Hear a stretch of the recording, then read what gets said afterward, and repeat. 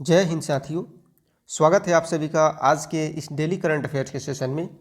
तो आज है 24 अक्टूबर 2025 और हर रोज की तरह फिर से हम लोग चर्चा करेंगे आज के 10 सबसे महत्वपूर्ण करंट अफेयर्स पर, जो कि आपके सभी प्रतियोगी परीक्षाओं के लिए बेहद ही उपयोगी है। तो चलिए शुरू करते हैं सेशन को। आज का पहला प्रश्न है कि हाल ही में 42वां Indian Oil Servo Surjit hockey tournament किस शहर में शुरू हुआ। हाल ही में 42वां Indian Oil Servo Surjit hockey tournament जो है किस शहर में शुरू हुआ। तो ये शुरू हुआ है जालंधर में। कहाँ पर? जालंधर में ये शुरू हुआ है। जानते हैं इसके बारे में। 42वां Indian Oil Servo Surjit hockey tournament जो है Olympian Surjit hockey stadium Jalandhar Punjab में शुरू हुआ। यह टूर्नामेंट लीग कम नॉकआउट प्रारूप में खेला जा रहा है और इसमें देश की कई प्रमुख हॉकी टीमें भाग ले रही हैं। 10 दिवसीय इस टूर्नामेंट में कुल 12 टीमें शामिल हैं, जिन्हें 4 पूलों में विभाजित किया गया है। प्रमुख भाग लेने वाले टीमों में champion Indian oil Mumbai, Indian navy Mumbai और आरसीएफ कपूरथला शामिल हैं। इस टूर्नामेंट का आयोजन हर वर्ष ओलंपियन सुरजीत सिंह की स्मृति में किया जाता है, जो भारतीय हॉकी टीम के एक महान खिलाड़ी और प्रेरणा स्रोत रहे हैं। अगले प्रश्न की बात करते हैं। तो हाल ही में किस राज्य को भारत का पहला अत्यधिक गरीबी मुक्त राज्य घोषित किया जाएगा। हाल ही में किस राज्य को भारत का पहला अत्यधिक गरीबी मुक्त राज्य घोषित किया जाएगा। तो ये है केरल। किस राज्य को? केरल को। केरल को 1 नवंबर 2025 को आधिकारिक रूप से अत्यधिक गरीबी से मुक्त राज्य घोषित किया जाएगा। यह घोषणा मुख्यमंत्री पिनराई विजयन के द्वारा जो है त्रिवेंद्रम में आयोजित एक सार्वजनिक कार्यक्रम के दौरान दी जाएगी। यह उपलब्धि भारत के सामाजिक विकास और कल्याण नीतियों में एक ऐतिहासिक मील का पत्थर मानी जा रही है। इस पहल की शुरुआत 2021 में अत्यधिक गरीबी उन्मूलन कार्यक्रम के अंतर्गत की गई थी, जिसका मुख्य उद्देश्य था गंभीर आर्थिक संकट में फंसे परिवारों की पहचान करना और उन्हें राहत पहुंचाना। कार्यक्रम के अंतर्गत शिक्षा, स्वास्थ्य, आवास और आजीविका के क्षेत्रों में समग्र सहायता प्रदान कर परिवारों को गरीबी रेखा से ऊपर उठाने पर ध्यान दिया गया। केरल की यह पहल अन्य राज्यों के लिए भी सामाजिक समावेशन और मानव विकास का आदर्श मॉडल बन रही है। अगला प्रश्न है आज का कि हाल ही में किस राज्य ने फीडे विश्व कप 2025 के लिए आधिकारिक लोगो और गीत अनावरण किया है। हाल ही में किस राज्य ने फीडे विश्व कप 2025 के लिए आधिकारिक लोगो और गीत अनावरण किया है। तो ये है गोवा। किसने? गोवा ने। देखिए, मुख्यमंत्री डॉक्टर प्रमोद सावंत ने पणजी गोवा में फीडे विश्व कप 2025 के लिए आधिकारिक लोगो और गीत का अनावरण किया।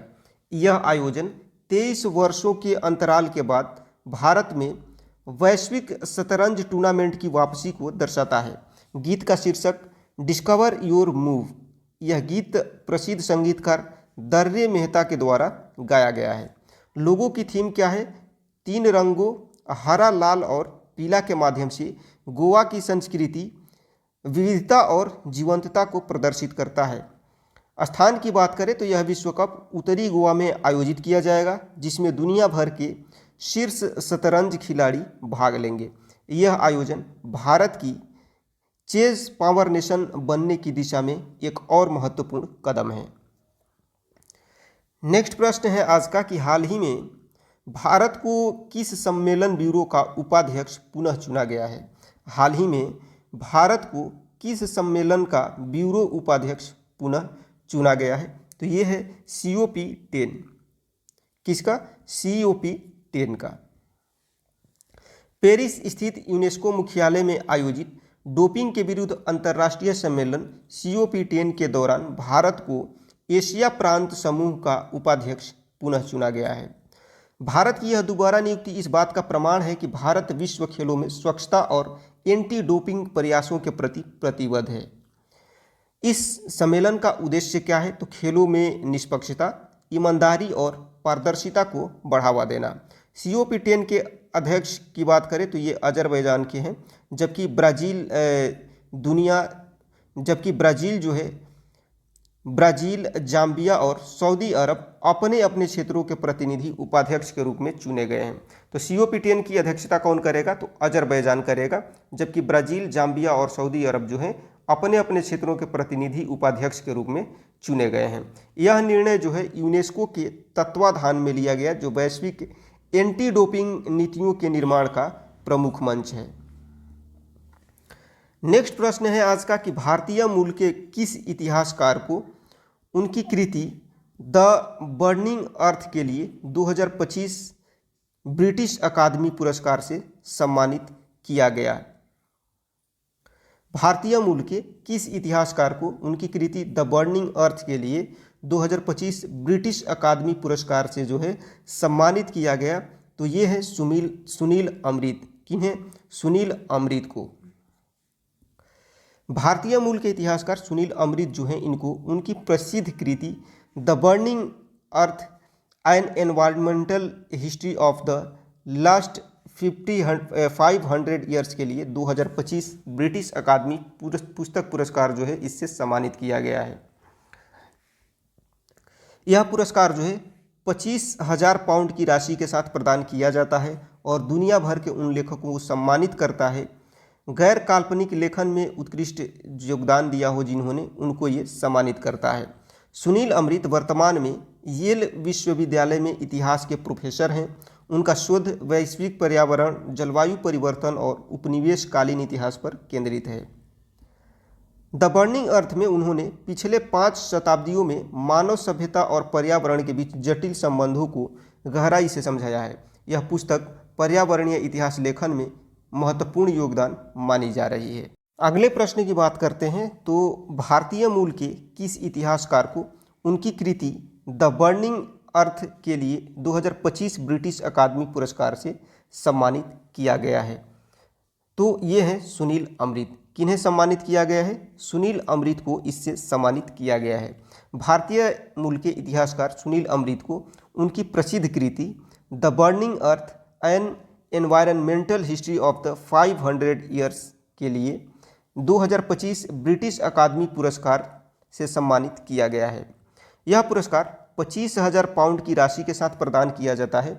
दुनिया भर के उन लेखकों को सम्मानित किया जाता है इससे जिन्होंने गैर काल्पनिक लेखन में उत्कृष्ट योगदान दिया हो। सुनील अमृत वर्तमान में येल विश्वविद्यालय में इतिहास के प्रोफेसर हैं। उनका शोध वैश्विक पर्यावरण, जलवायु परिवर्तन और उपनिवेशकालीन इतिहास पर केंद्रित है। द बर्निंग अर्थ में उन्होंने पिछले 5 शताब्दियों में मानव सभ्यता और पर्यावरण के बीच जटिल संबंधों को गहराई से समझाया है।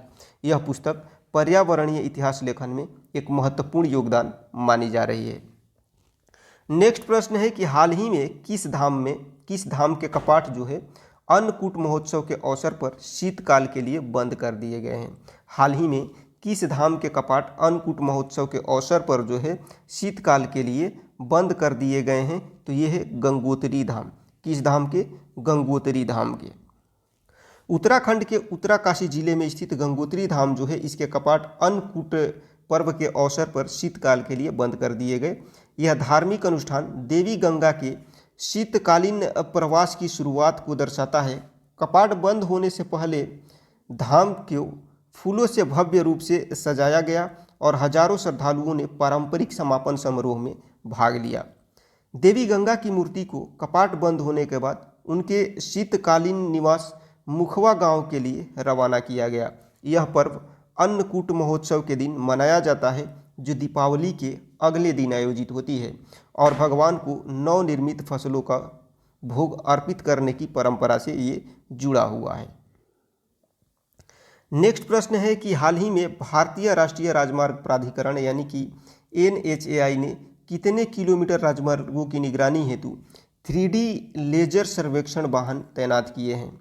हाल ही में भारतीय राष्ट्रीय राजमार्ग प्राधिकरण ने कितने किलोमीटर राजमार्गों की निगरानी हेतु 3D लेजर सर्वेक्षण वाहन तैनात किए हैं? तो इसको आप लोग याद रखिएगा 20,933 किलोमीटर के लिए। कितने? 20,933 किलोमीटर के लिए तैनात किए गए हैं। भारतीय राष्ट्रीय राजमार्ग प्राधिकरण यानी कि NHAI ने राजमार्गों की रखरखाव, निगरानी और गुणवत्ता सुधार को आधुनिक बनाने के उद्देश्य से 3D लेजर आधारित नेटवर्क सर्वेक्षण वाहन जो है कि इसकी तैनाती की है। यह पहल 23 राज्यों में फैले 20,933 किलोमीटर सड़क खंडों को कवर करती है। NSBS की विशेषता ये है कि ये वाहन बिना किसी मानव हस्तक्षेप के सड़क की दरारें, गड्ढे, पैच और अन्य फुटपाथ दोषों का सटीक 3D लेजर स्कैनिंग के द्वारा पता लगाते हैं। इसका उद्देश्य क्या है? तो सड़क सुरक्षा, गुणवत्ता नियंत्रण और रखरखाव में डेटा आधारित निर्णय प्रणाली को बढ़ावा देना। इस तकनीक से भारत के राजमार्गों की स्थिति पर रियल टाइम निगरानी जो है संभव होगी। अगले प्रश्न की बात करते हैं तो हाल ही में विश्व बौद्धिक संपदा संगठन के न्यायाधीश सलाहकार जो है इस बोर्ड का अध्यक्ष किसे नियुक्त किया गया है? हाल ही में विश्व बौद्धिक संपदा संगठन के न्यायाधीश सलाहकार बोर्ड का अध्यक्ष जो है किसे नियुक्त किया गया है? तो ये है न्यायमूर्ति प्रतिभा सिंह। किन्हें नियुक्त किया गया है? न्यायमूर्ति प्रतिभा सिंह को। दिल्ली उच्च न्यायालय की न्यायमूर्ति प्रतिभा M सिंह जो है इनको विश्व बौद्धिक संपदा संगठन के न्यायाधीश सलाहकार बोर्ड की अध्यक्ष के रूप में 2025 से 27 की अवधि के लिए नियुक्त किया गया है। इस पद पर नियुक्त होने वाली पहली भारतीय और पहली एशियाई न्यायाधीश हैं। विपो यानी कि वर्ल्ड इंटेलेक्चुअल प्रॉपर्टी ऑर्गेनाइजेशन संयुक्त राष्ट्र की एक विशिष्ट एजेंसी है जो दुनिया भर में बौद्धिक संपदा अधिकारों को प्रोत्साहन और संरक्षण प्रदान करती है। इस बोर्ड का उद्देश्य विभिन्न देशों में न्यायपालिका को IP कानूनों के क्रियान्वयन और सुधार पर सलाह देना है। विपो का मुख्यालय जिनेवा, स्विट्जरलैंड में स्थित है, तो इसको आप लोग याद रखिएगा। अगले प्रश्न की ओर रुख करते हैं। हाल ही में भारतीय सेना ने किस नाम से नई कमांडो यूनिट और ड्रोन प्लाटून का गठन किया है? हाल ही में भारतीय सेना ने किस नाम से नई कमांडो यूनिट और ड्रोन प्लाटून का गठन किया है? तो ये है भैरव कमांडो यूनिट। क्या चीज? भैरव कमांडो यूनिट है। भारतीय सेना ने 25 भैरव बटालियनों का गठन शुरू किया है। यह एक नई विशिष्ट बल इकाई है जिसका उद्देश्य नियमित पैदल सेना और विशेष बलों के बीच तेज उच्च गतिशीलता वाले युद्ध और आधुनिक ऑपरेशनों में संतुलित स्थापित करना है। इसका मुख्य उद्देश्य है चीन और पाकिस्तान से लगी सीमाओं पर तेज गति वाले अभियानों को प्रभावी बनाना। प्रत्येक भैरव बटालियन में लगभग 250 कर्मी होंगे। यूनिट में ड्रोन प्लाटून भी शामिल होंगे जो रियल टाइम निगरानी और टारगेटिंग सहायता देंगी। यह यूनिट ऑपरेशन सिंदूर जो कि मई 2025 में हुआ था उसके अनुभवों से प्रेरित होकर विकसित की गई है। इस कदम से भारतीय सेना की तकनीकी क्षमता और युद्ध कौशल में बड़ा सुधार होगा। आज का अगला और आखिरी प्रश्न है कि हाल ही में अंडर 23 कुश्ती विश्व चैंपियनशिप में 55 किलोग्राम वर्ग में कांस्य पदक किस भारतीय पहलवान ने जीता? हाल ही में अंडर 23 कुश्ती विश्व चैंपियनशिप में 55 किलोग्राम वर्ग में कांस्य पदक किस भारतीय पहलवान ने जीता? तो ये है विश्वजीत मोरे। किसने जीता है? विश्वजीत मोरे ने। देखिए, भारतीय ग्रीको रोमन पहलवान विश्वजीत मोरे जो है इन्होंने अंडर 23 कुश्ती विश्व चैंपियनशिप में 55 किलोग्राम वर्ग में कांस्य पदक जीता है।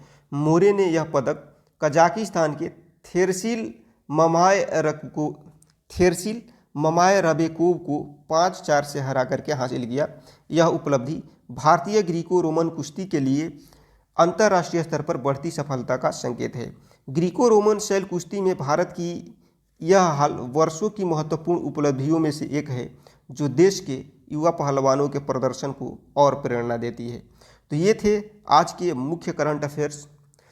क्लास में लास्ट तक बने रहने के लिए आपका बहुत बहुत धन्यवाद। उम्मीद करता हूँ कि आज के सभी प्रश्न जो है आपको बेहतर तरीके से समझ में आ गए होंगे और सारी चीज़ें आप बहुत अच्छे से याद कर लिए होंगे। तो क्लास आपको कैसा लगा कमेंट सेक्शन में मेंशन ज़रूर करिएगा। और अच्छा लगा हो तो लाइक करिएगा, हेल्पफुल लगा हो तो दोस्तों को शेयर करिएगा। और यदि आप हमारे चैनल पर नए हैं और आपको लगता है कि हम आपकी प्रतियोगी परीक्षा की तैयारी को और बेहतर बना सकते हैं तो चैनल को सब्सक्राइब करना ना भूलें। मिलते हैं आपसे नेक्स्ट क्लास में, तब तक के लिए सबको जय हिंद।